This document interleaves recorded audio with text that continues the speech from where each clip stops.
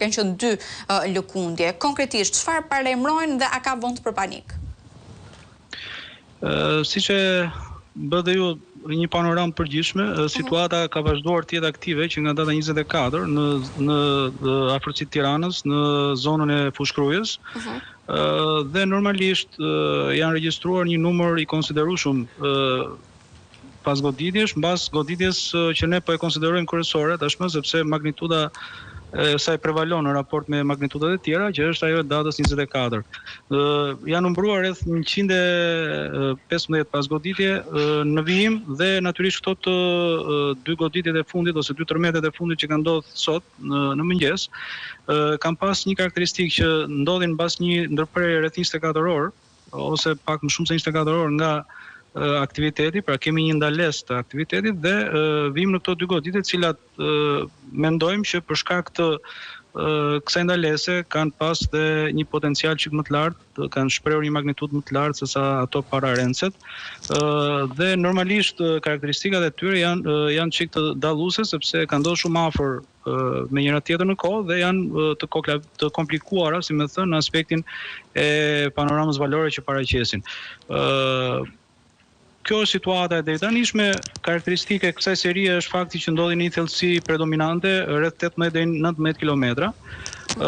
Kjo në një farë mënyrë bën që të ndihet në godina apo në struktura specifike dhe jo në të gjithë zonën dhe nuk është intensive, si më thënë, pra ka një shtrihje në kohë dhe nuk është intensive. Bazuar në këto karakteristika, mund të themi që kjo seri do duhet të zgjaste në kohë. Dhe ne këtë pritshmëri kemi aktualisht që të zgjasi në një kohë caktuar rreth 20 ditë apo afërsisht një muaj, por me këto trende, me këto ritme le të themi të ndodhjes, qoftë në shpejtësinë e tyre, por dhe në magnitudën e tyre. E qartë. Zoti Dushi, pa diskutim që do doja shumë që të mos kishte vend për panik, sidomos tek qytetarët që na ndjekin, por edhe për gjithë ne, por nëse rikujtojmë tërmetin e 26 nëntorit, ka patur disa paragoditje. Pra në shtator të atij viti ka patur një goditje që është ndjer shumë në kryeqytet dhe në zona të tjera të vendit, dhe më pas kemi parë goditjen fatale që ka lënë gjurmë, le të themi, sot e kësaj dite.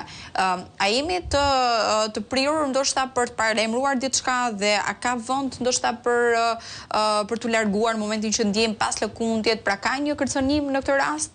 Çfarë parashikoni ju?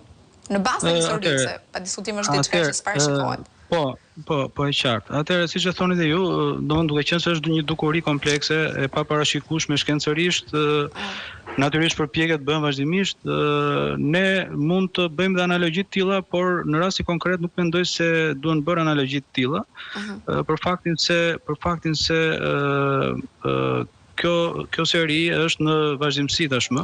Në momentin që do të kemi një sjellje të tillë siç ishte seria e 21 shtatorit, pra momentin që ndodhi seria e parë, të cilën edhe ne si specialistë fushës e konsideruam si një seri më vete, por që rezultoi mbas post factum, që ajo ishte e lidhur me tërmetin që ndodhi në datën 26, dhe kjo që po them unë është fakt që gjithmonë në sismologji bën tentativa për të parashikuar në mënyrë statistikore, por asnjëherë nuk ka një saktësi maksimale në parashikimin e këtyre dukurive, sidomos në zona ku sjellja është tepër komplekse, siç janë kufit e pllakave tektonike, ku bëjmë pjesë dhe ne aktualisht në këtë zonë.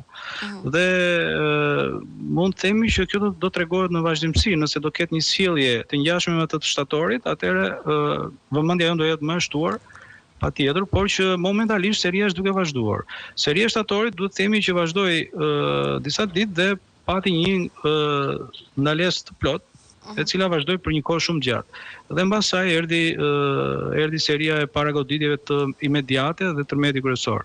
Pra ne si sismolog marrim analogji të tilla për të studiuar tipologjinë e tërmeteve, por në asnjë rast nuk i përdorim këto për të paralajmëruar apo për të parashikuar, për arsye se jo në të gjitha rastet ky kusht përputhet.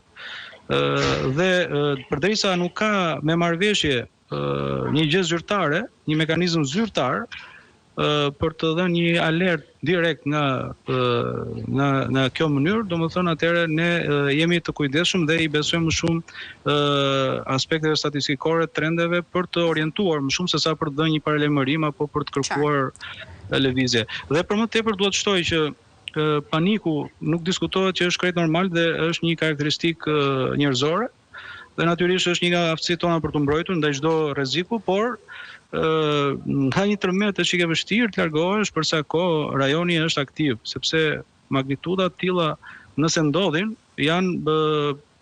kanë efekt të largut nga vendodhja e tyre. E qartë.